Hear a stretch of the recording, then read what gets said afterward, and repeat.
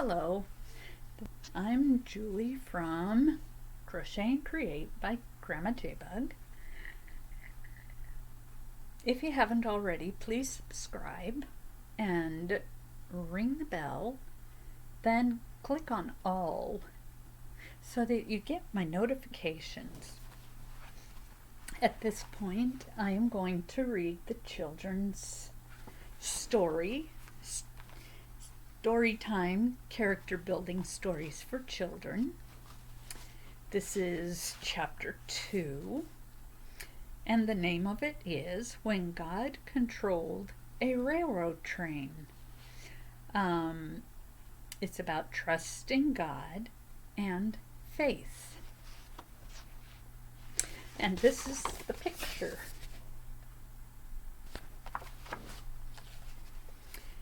Here we go. Many years ago, an engineer brought his train to a stop at a little village in Massachusetts, where the passengers had only 5 minutes to get off the train and stretch their legs a bit before the train pulled out again. The conductor tells me that the train to Bedford leaves the junction ahead 15 minutes before we get there, said a sad-looking lady on the platform to the engineer. That is the last train tonight to Bedford.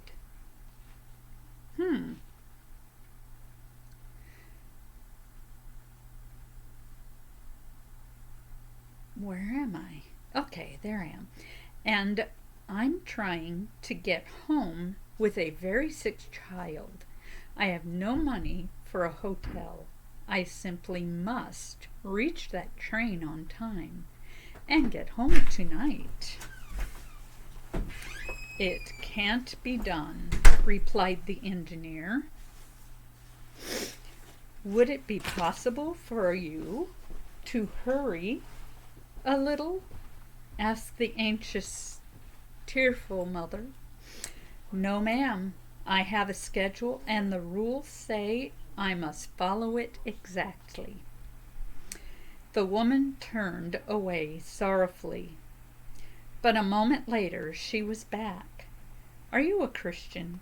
She asked the engineer. He looked somewhat puzzled. Yes, I am, he answered. Why do you ask? Will you pray with me that the Lord may in some way delay that train at the junction? Well, yes, I'll pray with you, but I don't have much faith that the train will be delayed long enough for you to make your connection. Just then the conductor called out, All aboard! The poor woman hurried to get back into the train and take care of her sick child. The engineer quickly climbed to his spot in the engine, and soon the train was puffing its way down the track, climbing the grade. In her seat on the train, the woman prayed for God to help her to reach the Bedford train on time. Up in his seat at the throttle, the engineer also prayed. Lord, he said, delay that Bedford train only 10 minutes and I'll make up the extra 5 minutes. Somehow, the engineer later recalled, everything seemed to go according to some plan. After I prayed, I couldn't help increasing my speed just a little. We hardly paused at the first stop. People got off and on more quickly than I've ever seen before. In half a minute, the conductor was waving his lantern and we were off once more. I began to have faith that we would reach the junction before that other train left. Once over the summit of the mountain, it was easy to give the engine a little more steam, and then a little more. I prayed, and the train seemed to shoot down the rails like an arrow.